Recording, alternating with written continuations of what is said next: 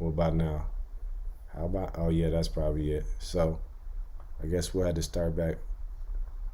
Found the webcam now. So we'll start all this over. Again, this first live stream, so bear with me. Shout out to the family for holding me down there.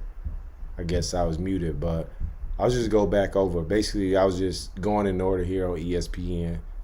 On the list, the Bears honestly just happen to be at the top. If I could share my screen here, I will. I would. I probably could, but again, I'm gonna play around with some of this stuff, over the next couple of weeks, going into the later weeks of the season, and where the ideal thing is I'll be going live here, and the cut ups will be based off this live video. But Chicago Bears beat the Pittsburgh Steelers 31-28. Caleb Williams 239 passing yards. Not super accurate, but got a lot better in the second half in terms of accuracy. Kenny Gainwell 92 yards as a rushing leader in this game. Had the big play toward the end of the first half. They kind of faked the tush push and handed it off to him. And the Bears weren't ready for it, maybe because they had the backups in, or I don't know. They just weren't ready for it regardless. He scores a touchdown. No excuses for that. That's something you should be able to stop. Ultimately, it didn't affect them in terms of the outcome of the game. But Kenny Gainwell, 92 yards. DJ Moore sighting here for the Chicago Bears. As a lot of fans have been calling for him to be able to kind of get it going. And,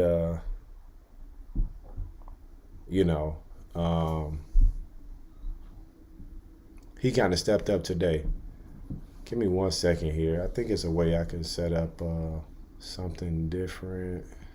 1 second.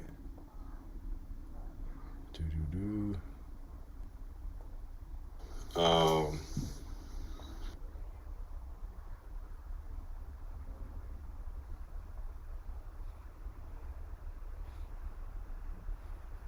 right, regardless, I think we're good now in terms of the, because I could see it moving there on the screen. But so DJ Moore finally had a game, kind of getting it back going. If I look at the receiving stats, there's not a number one receiver on this football team. I know Rome Odunze had he was a 10th pick and all of this. DJ Moore, this particular week, 7 targets, 5 receptions, 64 yards with the 2 touchdowns. But, prior to this game, he had 7 targets over the last 2 games with 1 catch and 16 yards. Ideally, I think Rome is kind of the guy they want to get the ball to, but 9 targets with only 3 receptions. We got to be better in that category. And I don't know. I had to go back and look at a lot of things, watching the game live and, kind of watching it back is 2 different things. I have not watched it back to this point as I've been watching other games throughout the day. So hopefully we can get that kind of 9 targets to 3 receptions cleaned up there. Colston Loveland, nice performance. Luther Burden. So I like what the young guys are doing. I like that they're trying to involve the young guys. Cal Monangai, the better rusher on the day, 12 carries, 48 yards. He had the touchdown, but overall the run game just wasn't super efficient in terms of what they were able to do. 25 carries, 99 yards, which is 4 yards per carry, but it's not the worst. But I don't know. It just seemed it looked different. I guess when I look at the numbers, 4 yards a carry is good. But it just felt worse than that. So if you take out Luther Burden's 1 carry for 15 yards, and you take out Caleb's, we probably have a rougher day on the ground there between just Swift and Monangai, which are our actual 2 running backs. So Bears get the win there. Moving on to the Detroit Lions, and they survive here at home against the New York Giants. Jameis Winston with 366 yards. This guy's a gunslinger. If you don't know at this point, he's going to whip it around. He might throw 5 touchdowns. He might also throw 4 interceptions. But Jameis Winston, 366 yards passing. Jahmyr Gibbs, Jesus Christ, 219 rushing yards. Holy cow! This was a game. If you played fantasy football today, especially DFS, even just weekly leagues, if you had anybody out of this game that was named Jameis Winston, Jahmyr Gibbs, or Wan'Dale Robinson, you had a pretty good outcome or a pretty good score. 156 yards for Wan'Dale Robinson. Jameis Winston with the late pick. Again, this was on at the same time as the Bears, so I only kind of saw like more like overtime. I did see he had it looked like a late pick that kind of shifted some things, and maybe they were able to win that game if he doesn't throw that. So Detroit gets the win. They hold pace. Still, again, at the end of the day, this night game, which is being dominated by the Rams, literally right now, 31-7. We're going into halftime here. This game will not affect the wild card race. Tomorrow night will, if for some kind of way the Panthers can beat the San Francisco 49ers. But Detroit wins. They are still on the outside looking in with the Bears winning, the Packers win. I won't go into super detail in that game, but Packers win 23-6. Jordan Love only 139 passing yards. Not great, but they probably didn't have to throw it again. This game was on at the time the Bears was on. I was locked in on that particular game. More details coming on some of these other games that were in the early window later on. Emmanuel Wilson, and this is the thing. I didn't even see if Josh Jacobs played. We'll click here. I'm assuming he didn't if this guy had 100 yards rushing. Yeah, no Josh Jacobs today for the Green Bay Packers. 28 carries for Emmanuel Wilson. Wow. So they gave this guy the rock. They trusted him. 2 touchdowns. So even without Josh Jacobs, they got a running back here that they have a lot of confidence in. And, we'll see what he's able to do going forward if Josh Jacobs – maybe they're saying some things about him that aren't necessarily true in terms of the injury. Teams, they're not always honest about how things are going on. But nonetheless, Green Bay gets the win. Not a lot to talk about there. I did want to see their defensive line and the pressure they were able to get turnover-wise. So Minnesota, 3 turnovers, 2 interceptions for McCarthy, a fumble lost. So yeah, that kind of tells the story. Time of possession, 37 minutes for Green Bay. So they just dominated this game. Minnesota is a team. Next year, I would say look out if McCarthy's able to get it together this particular year. I just don't think he's a guy. He's able to figure it out enough for them to be in any kind of real playoff race. Let's hit on this. So New England survives. New England 10-2. Beat Cincinnati on the road. Possibly Joe Burrow playing this game. Drake made 294 yards passing. Chase Brown for Cincinnati, 100 yards. A little over 100 yards rushing. Hunter Henry, the tight end, over 100 yards receiving. So, New England, they just keep rolling, man. And no matter who it is, granted, they're facing teams that don't have the best records. But again, you don't put you only putting the teams on. You're not putting your teams on your schedule. You're playing who's in front of you. And 392 total yards, 285 passing yards. Drake May has been very accurate, 8 yards per pass. If you break the numbers down, turnovers they're even 1-1. Only 4 penalties of 6. So overall, again, this is an early game. I didn't watch this game. Not Baltimore. The Bengals did outrush the Patriots, but in terms of the air, Drake May outplayed the veteran Joe Flacco. So. Not a ton to say on this game outside the Patriots keep winning and Buffalo lost again, so they're increasing their lead in that division. I'm not overly concerned with the AFC as my team is in the NFC. We will break them down in terms of how they're looking. Baltimore wins. That's the other one. Baltimore wins. Baltimore should be Let me just double check here. Baltimore 6-5. So yeah, Baltimore's in the 4th spot now, and Pittsburgh falls down to 8, and they have not played head to head yet. So um, still 2 head to head games to go here. So if Pittsburgh wins, they could lead Baltimore, but that's for the AFC North, and one of these teams, neither one of these teams are going to be the number 1 seed. I think their sole focus will be on winning that AFC North. So let's see what those teams can do. But I'm pretty sold that Baltimore is going to win that division. What other games here? I want to wait a little bit on Shador. Okay, let's go on the let's go Kansas City. Getting a big win here in overtime versus the Indianapolis Colts. So this game at halftime, come on, load. This game at halftime was 14-9. The Chiefs 3 field goals all in that second quarter. The Colts get 2 field goals in the third quarter. No points for the Chiefs.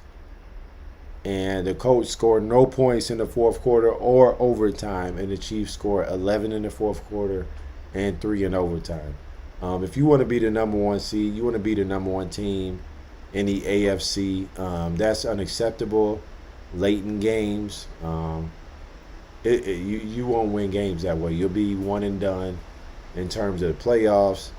Even if this team is a wild card and they're coming to your building, this is a team that I think is very balanced in the Indianapolis Colts, but looking at the numbers, and I'm pulling up the team stats here. Low.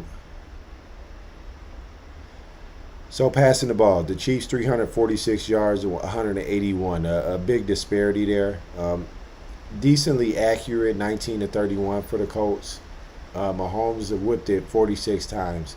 But, they just outgained them in every category offensively. Rushing 148 yards to 74. So, and here we go. 11 penalties for the Colts. So what that tells me, and I had it on Red Zone, if I'm going to be fully transparent here, and I wasn't just watching this, well, it actually wasn't even on in my area. They had the Cowboys and Eagles game on, but I had Red Zone on. And 11 penalties here. 11 penalties for 83 yards compared to 7 for 57 yards. The Chiefs did have 2 turnovers, 1 fumble and 1 interception, but still won the game. They dominated time of possession, 42 minutes to 25. Again, not watching this game is really hard to see how. It's not very hard to see how the Chiefs won this game. It's kind of hard to see how they only scored 23 points. Obviously, settling for a lot of field goals. If the Chiefs had lost this game, they probably don't make the playoffs. So this was a must-win for them. But the Indianapolis Colts, we got the red hot Houston Texans who just dominated Buffalo, and not in terms of the score, but if you look how that defense played, Josh Allen, one of the better quarterbacks in the league, they dominated him, and they would dominate any offensive line and any team. Kind of going forward in terms of what they want to do. Looking at the next game here on the slate, I'm gonna go to the Cleveland Browns game here. It's not a game that's sexy. This game doesn't mean anything. 2 teams that's 2-8 and 2-8, but I did want to highlight Shador Sanders and the Cleveland Browns are getting their win. Shador with his first win as a starter in this league, but getting wins in this league comes down to the team playing well, not Shador, not whoever, whatever quarterback it is. It's not just independent of him. I have been crucial of him because I think he's a guy that just needs a ton of development, and I think people on the outside, especially people in my community, the black community, some of these people just wanted to just kind of give him the keys, like you gotta earn your spot in this league.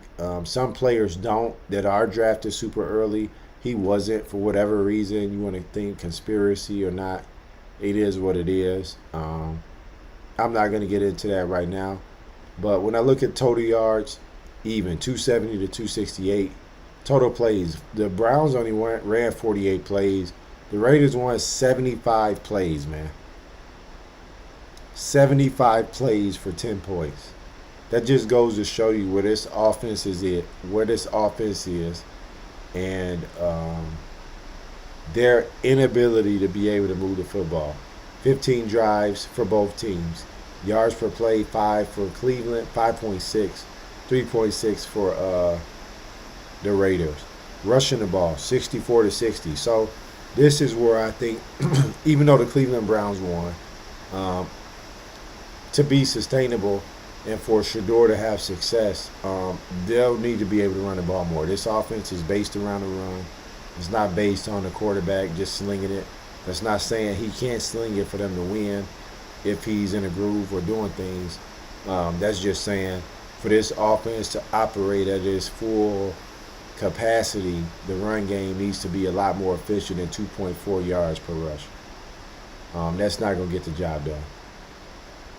In the red zone, 2 for 3, so that was pretty good. But what killed the Raiders is 13 penalties for 109 yards. That's absolutely terrible.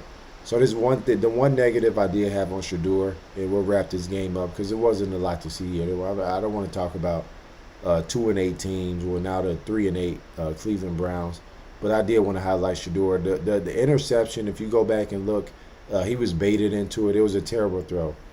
In the second quarter there, that's something he has to learn and get better at. But the interception he threw was god-awful. And he just has to make a better read there. I think the defensive back kind of baited him into that particular throw. So moving off of this game, I did just want to highlight that a little bit. Shador did not play bad.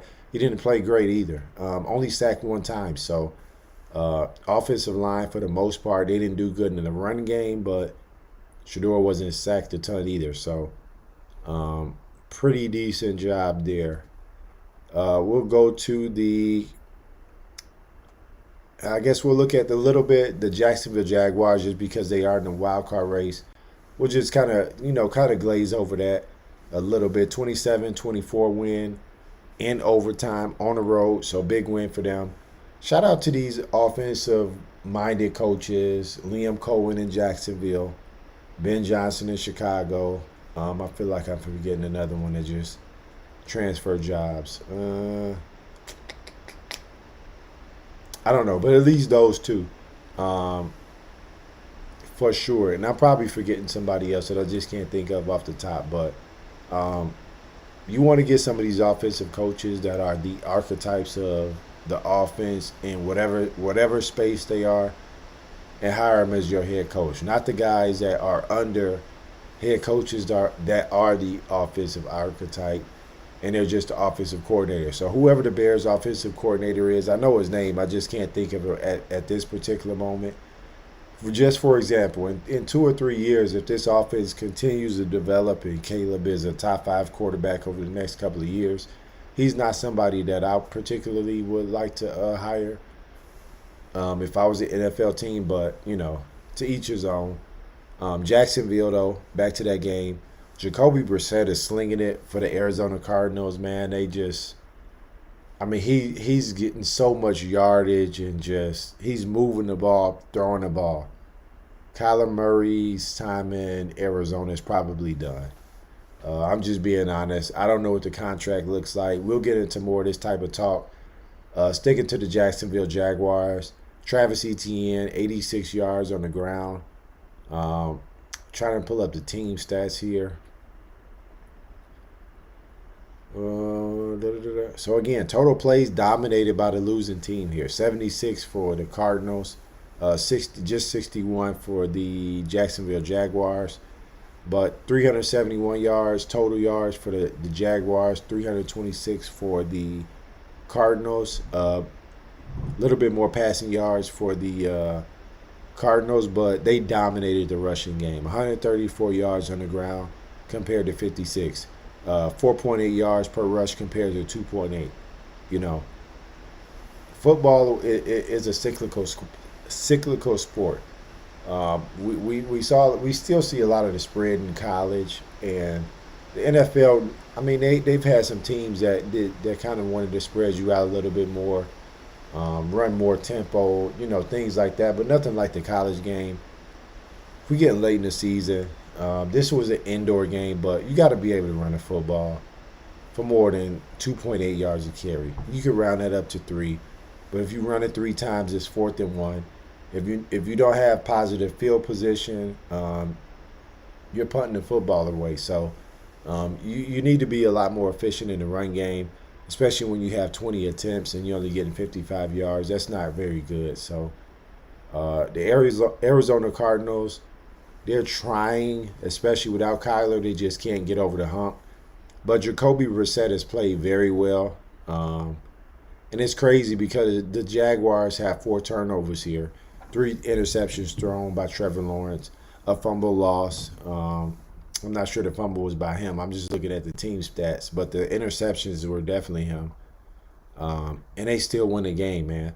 That's a very tough and psychological thing for defense to deal with when yeah, Trevor Lawrence had the fumble too. So 4 turnovers by your quarterback. Um, Good luck with this guy. They're winning games. I think they have a really good head coach. I would think at some point, if he's who I think he is as a head coach, they'll move on from Trevor Lawrence. I know they're tied up with him with the money. Maybe he can help him develop a little bit more in the offseason. But honestly, um, I think he is who he is. I don't really see him getting that much better in terms of what he's going to be in the NFL. Last game here, I want to highlight, and we'll wrap this up. The Dallas Cowboys hosting the Philadelphia Eagles. I was watching this game. I was on a call with some of my fraternity brothers, and we were mostly talking about the Shador because I've been hard on him as a Jackson State alumni, as Shador played there. Obviously, way after I was down there, but uh, Dallas versus Philly. This particular game, I like Dallas to win this game honestly because Philly, they've had so many, I don't want hurdles offensively. They just haven't kind of gotten over that hump offensively yet, right? And Dallas offensively have been playing pretty well going into this game. Now this game, I don't know what the total was. I would assume it was higher than what is this 45. I would assume it was higher than that. So this game probably went under. But Dak Prescott 354 yards. Shout out to Mississippi State, Starkville alum. Javante Williams 87 yards, leading the Russian, leading on the ground, and George Pickens 146 yards. This was a steal, man. The Pittsburgh Steelers, and I don't want to go back to that game, but it seems that they struggle and they don't have receivers. But you trade George Pickens. Um, in Dallas, granted the record doesn't show it, but he has really had a really good season in Dallas. Dak has really shown what this guy's true capabilities as a wide receiver can be, especially with a top quarterback.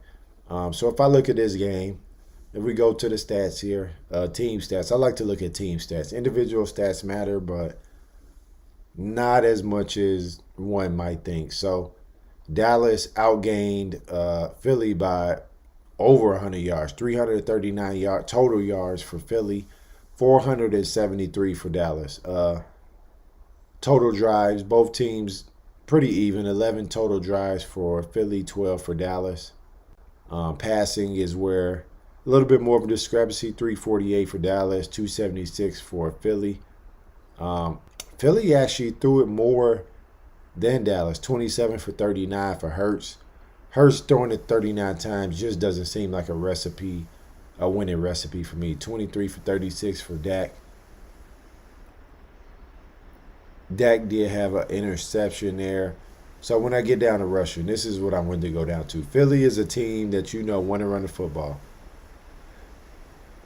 Dallas, 31 attempts, 125 rushing yards, 4 yards per rush. Philly 18 attempts, only 63 yards. So yes, you have Saquon. Yes, whatever. 3.5 yards per carry. It just ain't enough, man. Maybe they didn't run it enough.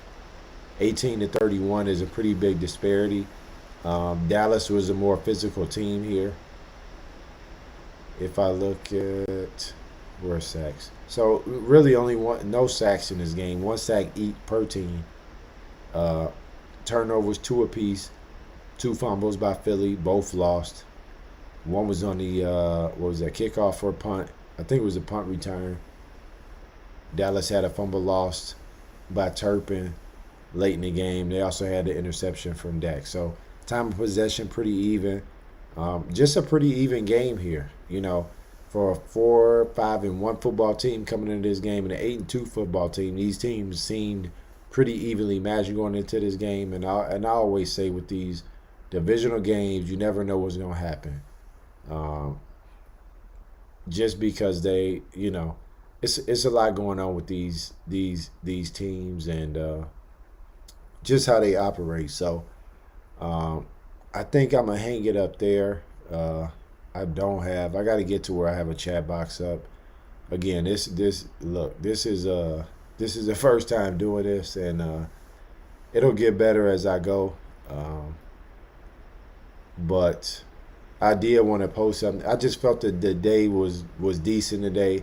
I didn't get the content that I wanted this weekend, and in between, just trying to get stuff out, not wanting to wait till Tuesday to when I usually upload and do some stuff. That's what I wanted to do. So, thank you guys for watching. Obviously, this will be on the channel. This will get cut up and put on social media. And we'll react to everything else. The Rams are beating the snot out of the Tampa Bay Buccaneers. So, you know, not a ton to talk about there. But the San Francisco game is vital for the NFC. Well, really, because the Carolina Panthers, too. The Panthers, man, and nobody's really talking about them in terms of actual playoff team, but they're right there, man. The Tampa Bay Buccaneers are losing tonight. If Carolina wins tonight, they will be in sole possession of the NFC South. So Carolina will have a lot to play for tomorrow night. Yes, the game is in Santa Clara. It is a 7-point spread. You know, that's what Vegas has it at. 49.5-point total. Pretty good total there, but so actually a pretty good Monday night game to watch in terms of how it affects the NFC. That's all I got for you tonight. We'll react to some more stuff as the week goes on. College football's heating up, NFL's heating up, so a lot more coming. And thank you guys for watching. We'll get the clips up, shorts up as soon as I can.